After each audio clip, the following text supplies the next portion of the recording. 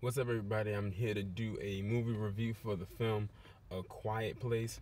I first learned about this film back in January when I saw a movie. I'm not sure what movie it was, and I thought that it looked interesting because of how they marketed it. We didn't know what the plot was.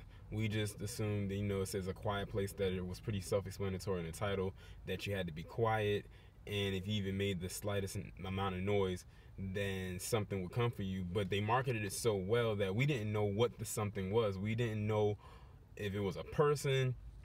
Well, clearly it couldn't have been a person, or if it was some kind of a demon or entity.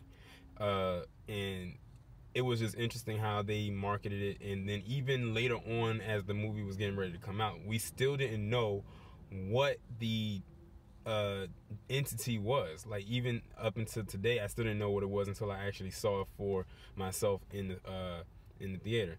But basically, the movie is about this family who lives in this deserted town. Like, there's like nobody there. They are practically like the only people there. It kind of reminds me of I Am Legend with Will Smith, except they have a family with I Am Legend. He was like the only person there until like halfway through the movie when he met this lady and her son. And I think it was only maybe like one other person in the movie, and they came and gone. They came and went pretty much just like that, in the blink of an eye. But basically, they live in this deserted town where there's nobody there, and they have to, like, live there, in complete and utter silence, because there's these demons, or these, like, I don't know what to call them, because they really didn't go into detail of what they were. And I don't know if the family knew exactly what they were either. I think that's one of the flaws about the film. We don't know what kind of demon this is. We don't know where it came from. And we don't know what it is. And how it got these abilities. Because basically, the demon is blind. And the only strength that it has is sound. So it has keen hearing. And it can hear anything from miles away. Like, it can hear very, very, very well. And basically, the family has to stay in complete silence. They had 2 sons and a daughter. The oldest daughter is deaf. So when they were doing signing in the movie, they were signing on the behalf of her, but also for the other family members as well, even though they could slightly whisper. That's another thing. The hearing on the demon is so good that it can pick up whispering. So if I start talking like this, the demon could actually hear it. Like, that's how powerful the hearing was for the demon, and I thought that was very interesting. So in some cases where the mother was talking to the son, she would say maybe a couple of words, and then she'll go back into the signing, or mouth the words all together, where there's no sound coming out of her mouth, and it's just words but no sound. But I thought that was very interesting as well. The demon actually looked like a mixture between the Sentinels from X-Men and Venom from Spider-Man. I say the Sentinels because of the way that its face was able to open up, and then I say Venom how its mouth looked. It kind of like looked like Venom from that aspect. The scare factor in the movie, it had some scares. It had some jump scares here and there. I was able to handle it. I'm a fan of horror films. It was, like I said, it was some parts in there that made me jump a little bit. I'm not even gonna lie. There were some parts in there that did make me jump.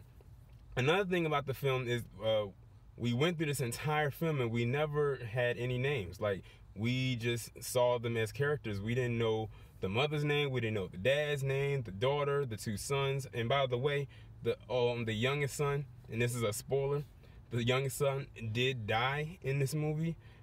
Basically because they went to the store. He wanted to get this little rocket ship because he loved rockets, and the rocket made noise. But the son was like, not the son, the father was like, don't get this rocket because you have to put batteries in it to make noise, and have it light up and everything like that.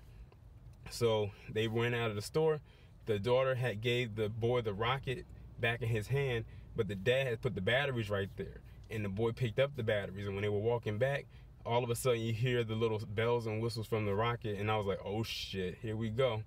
And you can tell they went all out with it, because usually in films they don't really show a child getting slaughtered the way that this one did, except in the movie It, but that was R-rated. And the thing is, this movie was PG-13, and I thought that it was going to be R-rated. I'm shocked that it wasn't. And you actually saw the demon just come out of nowhere and just snatch the kid up, and then that was that. And one of the parts of the movie that I thought was going to be, that was really intense, was the part where The mother, she's pregnant again, and her water breaks like a good 2 weeks before her due date, and she's going down the stairs because she had to carry some laundry up, and the laundry bag got caught on a nail. And when she kept pulling the bag, at first I thought the bag was going to rip and the clothes were going to fall out, but what it did was stick the nail right on up. And when she started to go downstairs, me and the audience was like, oh shit, she gonna step on that nail. And what happened was she walked down the stairs and she stepped right on that nail, and I was like, But she had to scream internally, because if she screamed loudly, that would alert the demon and it would come and most likely kill her, because they moved fast. They moved really, really fast. It was hard to keep up with them. And she had to like basically hold that scream in. But the one thing that also got me too was when she had to go and give birth in the bathtub. And you know, with that's kind of, for a woman, I'm very sure that's hard to hold a screaming when you have to push that child out. And what the dad did was had the son go to the other side of the farm and light up some fireworks to show a distraction. So while the fireworks were going off, the mother was screaming. But it was almost like they weren't in sync with each other, because nobody was there with the mother. She was there by herself. The daughter went to the site where they made like a memorial for her brother. The dad and the son were out fishing, and she was there by herself. So she had to give birth by herself. The mother was probably put in some of the most craziest situations that in realistic, if it was real in real life, she would have been dead. But of course, because it's a movie, it's a way that she can get out of it. The son and daughter were as well, especially that part where they fell into the little what is that, the corn, I guess the kernel mine, and they were starting to sing into it. That part was intense too. It had a lot of intense moments in this film that if this was real, we wouldn't get out of it. And let's be real. And also, let me just point out this one thing right here, and I was talking to my trainer about this earlier today. I said there's no way in hell that they will cast the entire black family to be a part of this film where we have to be quiet, because our black asses would love to be loud and make noise. We would be dead within the first 5 minutes of the movie beginning. That's pretty much it. But all in all, the movie was good. I would probably give it an 8 out of 10. It had, like I said, it had its scary moments. If you like the horror genre, you would enjoy this. Like I said, the only flaws I had is that they didn't specify where the demon came from. We don't know what type of demon it is. We don't know the names of the characters. It's like they were just, you know, fighting for their lives and fighting for survival. I do commend the character that played, the guy who played the dad, what he did at the end. I'm not going to spoil that part for you. What he did towards the end, that was very noble and brave of him, and, you know, very telling of what a dad would do in a position to protect his family. But all in all, it was a pretty decent film. If you would like to check it out, it's in theaters today. Yeah, and that's pretty much all I have to say on that. Y'all let me know what you think down in the comments. Like, share, subscribe, and I will talk to you in the next one.